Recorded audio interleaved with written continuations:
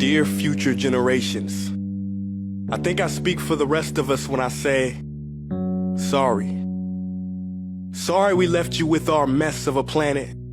Sorry that we were too caught up in our own doings to do something. Sorry we listened to people who made excuses to do nothing.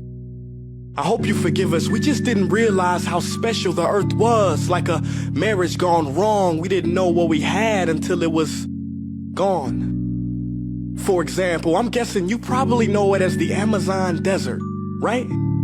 Well, believe it or not, it was once called the Amazon rainforest, and there were billions of trees there, all of them gorgeous. And oh, you don't know much about trees, do you? Well, let me tell you, trees are amazing. I mean, we literally breathe the air they are creating. They clean up our pollution, our carbon. They store and purify water, give us medicine that cures our diseases, food that feeds us, which is why I'm so sorry to tell you that we burn them down. Cut them down with brutal machines, horrific, at a rate of 40 football fields every minute. That's 50% of all the trees in the world gone in the last 100 years. Why? For this. And that wouldn't make me so sad if it weren't so many pictures of leaves on it. You know, when I was a child, I read how the Native Americans had such consideration for the planet that they felt responsible for how they left the land for the next 7 generations. Which brings me great sorrow, because most of us today don't even care about tomorrow. So I'm sorry. I'm sorry that we put profit above people, greed above need, the rule of gold above the golden rule. I'm sorry we use nature as a credit card with no spending limit, overdrafting animals to extinction, stealing your chance to ever see their uniqueness or become friends with them. Sorry we poison the ocean so much that you can't even swim in them. But most of all, I'm sorry about our mindset, 'cause we had the nerve to call this destruction progress. Hey Fox News, if you don't think climate change is a threat, I dare you to interview the thousands of homeless people in Bangladesh. See, while you were in your penthouse nestled, their homes were literally washed away beneath their feet due to rising sea levels.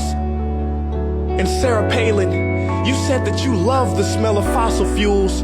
Well, I urge you to talk to the kids of Beijing who are forced to wear pollution masks just to go to school.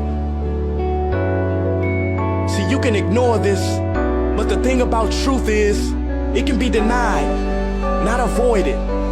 So I'm sorry, future generations. I'm sorry that our footprint became a sinkhole and not a garden. I'm sorry that we paid so much attention to ISIS and very little to how fast the ice is melting in the Arctic. I'm sorry we doomed you, and I'm sorry we couldn't find another planet in time to move to. You know what? Cut the beat. I'm not sorry. This future, I do not accept it, because an error does not become a mistake until you refuse to correct it. We can redirect this. How? Let me suggest that if a farmer sees a tree that is unhealthy, they don't look at the branches to diagnose it, they look at the root. So like that farmer, we must look at the root, and not to the branches of government, not to the politicians run by corporations. We are the root, we are the foundation. This generation, it is up to us to take care of this planet. It is our only home. We must globally warm our hearts and change the climate of our souls and realize that we are not apart from nature, we are a part of nature. And to betray nature is to betray us. To save nature is to save us. Because whatever you're fighting for, racism or poverty, feminism, gay rights, or any type of equality, it won't matter in the least. Because if we don't all work together to save the environment, we will be equally extinct.